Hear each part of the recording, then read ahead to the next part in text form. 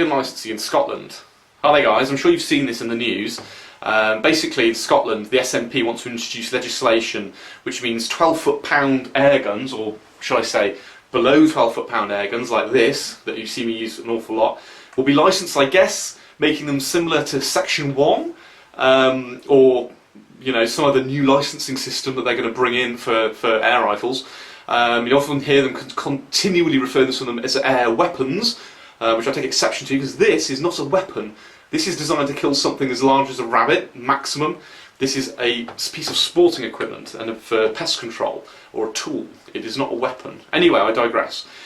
Basically, they want to introduce this legislation because Alex Salmond, this joker behind me, the same guy who's going for Scottish independence, is looking for a legacy. He wants to basically stick I'll stick one or two fingers up at Westminster and say, you know, I can do whatever I can do.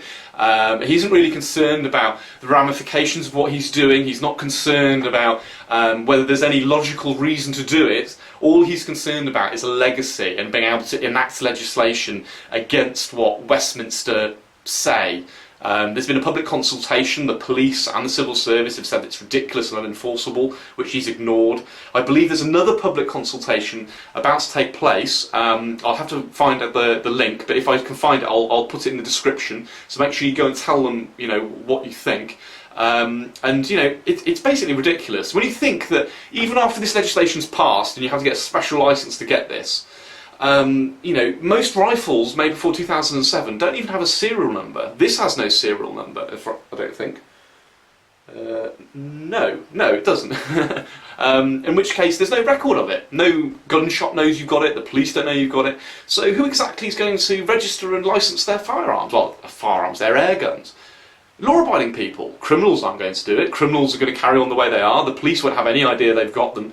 So it's a ridiculous thing, and when you consider that still, when they pass this, a Black Widow catapult, as you see in every gun shop in the land, you'll still be able to buy those, and those produce 20 foot-pounds of energy on average.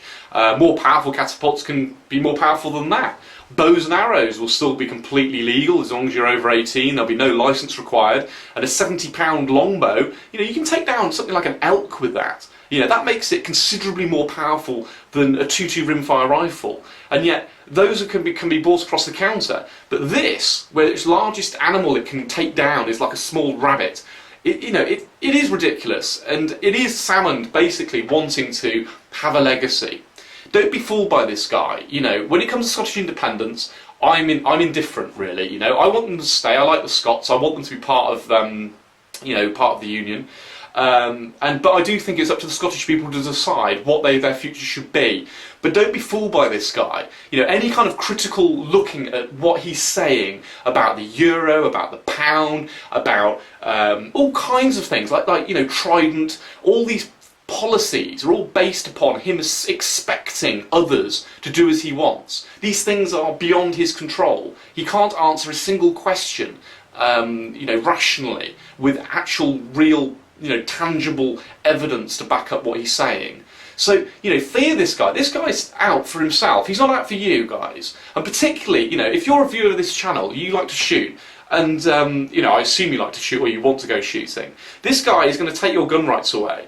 If Scotland becomes independent, you're never going to have a Tory in the Scottish Parliament. And, I'm no fan of the Tories. There's lots of bad things I dislike about the Tories, but the Tories at least do shoot and they fish and they hunt and they support those things. And we don't have a lobby, do we? Let's be honest. The Countryside Alliance and Basque, they don't stand up for us really. They do a bit, but not like the NRA in the States. The only people we've got who are actually helping us are the Tories. And if you're living in Scotland, you can say bye-bye to Tories ever again, and you're going to have nothing but either the SNP or Labour. And if that happens, you can say goodbye to these. You can probably say goodbye to your shotguns. You can probably say goodbye to many of your rifles as well. Year by year, they're going to take more of your rights away. So just bear that in mind. Scottish independence is a great idea, but frankly, if I lived in Scotland right now and they gained independence, I would be leaving, because I'd know that my rights are going to be gone. Anyway, a bit of a rant this week.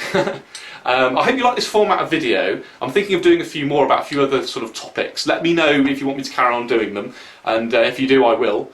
So yeah, let me know what you think in the comments. As I said, I'll put a link to the public consultation in the description, and you know, yeah, just let's have a bit of a conversation about this issue, because I think it's a big, important issue, and we need to talk about it.